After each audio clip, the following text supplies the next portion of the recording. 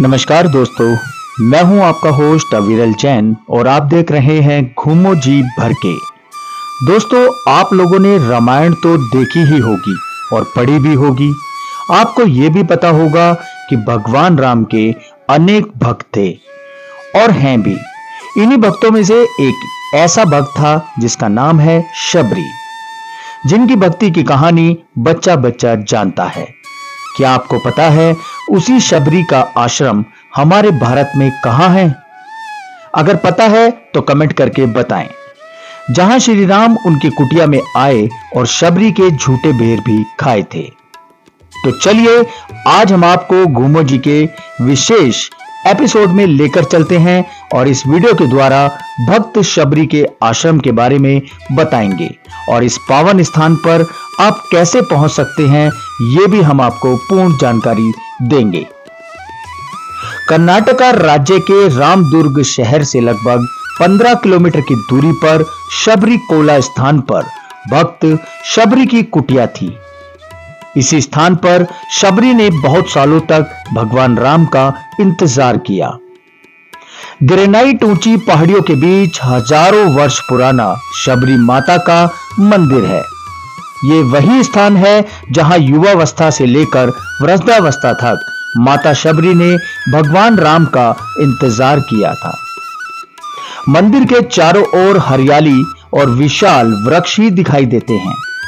यही एक विशाल पेड़ के सामने हजारों वर्ष पुराना एक श्री राम का मंदिर है।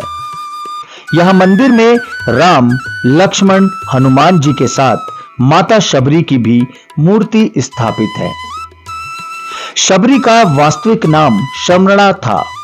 उनका जन्म भील जाति के एक परिवार में हुआ था। शबरी बचपन से मंतक ऋषि के आश्रम में रहती थी और वहीं आश्रम की साफ सफाई के साथ सारे कामकाज किया करती थी। यहां मंदिर में 3 फुट की माता शबरी की मूर्ति स्थापित है। जब मंतक ऋषि ने देह त्याग के समय शबरी को आदेश दिया कि एक दिन भगवान राम इसी स्थान पर उसकी कुटिया में आएंगे, वह वहीं उनकी प्रतीक्षा करे और वही उसका उद्धार भी करेंगे। अपने गुरु के आदेश का पालन कर शबरी ने वर्षों तक भगवान राम का इंतजार किया और एक दिन सीता की खोज में राम लक्ष्मण शबरी की कुटिया में आए। शबरी ने उनकी बड़ी आवभगत की और प्यार से उन्हें कंदमूल और बेर खिलाए और उनके प्यार से भगवान ने बेर भी खा लिए।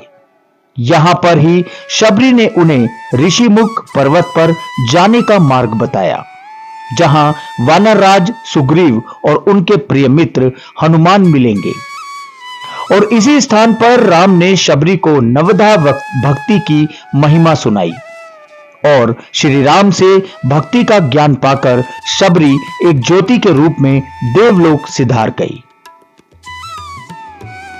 यही मंदिर के पीछे एक प्राचीन शिव मंदिर है जिसकी ऊंचाई 2 फुट है। स्थानीय लोगों की इस मंदिर के प्रति बड़ी मान्यता है। मंदिर के पास एक पुष्करणी है जिसमें पहाड़ों का पानी इकट्ठा होता है। कहते हैं कि मतंग ऋषि के प्रभाव से आज भी कोई हिंसक पशु या व्यक्ति यहां नहीं आ सकता। दोस्तों, जितनी सुंदर ये जगह है उससे ज्यादा महत्व इस स्थान का है। शबरी स्थान से अब हम एक और रामायण काल के स्थान पर जाएंगे जिसका नाम है कबंध। कबंध आश्रम, इसके बारे में भी शायद ही कोई व्यक्ति जानता हो। रामायण काल का ये वो राक्षस से जो कि एक शिला के रूप में था, जिसकी एक आंख थी और एक हाथ 1 योजन लंबे थे। ये रूप उसके श्रापित होने के कारण था। इंद्र के साथ युद्ध में वज्र के प्रहार से उसका शरीर कमंद यानी कि पेट में समा गया। तभी से उसका नाम कमंद पड़ गया। वह अपनी यह योजना भुजाएं फैलाकर पशु पक्षियों को खाता था। सीता की खोज में आए राम लक्ष्मण को जब भुजाओं में जकड़ना चाहा, तब लक्ष्मण ने उनकी दोनों भुजाएं काट दी। उनके आग्रह करने पर श्री राम ने उसका संहार किया और मुक्ति दिलाई। रामदुर्ग बदामी हाईवे पर करदुंगी कुड़ा गांव के पास है कुबंद राक्षस की समाधि। यहां सफेद ग्रेनाइट की चट्टान है जिस पर राक्षस का मुंह बना है। इसी चट्टान को कबंद राक्षस की समाधि कहते हैं। शबरीकोला स्थान से यह स्थान केवल 10 से 12 किलोमीटर की दूरी पर ही है। आप लोग आराम से यहां आ जा सकते हैं। यह रामायण काल के ऐतिहासिक वो चिन्ह हैं जो आपने आज तक नहीं देखे होंगे।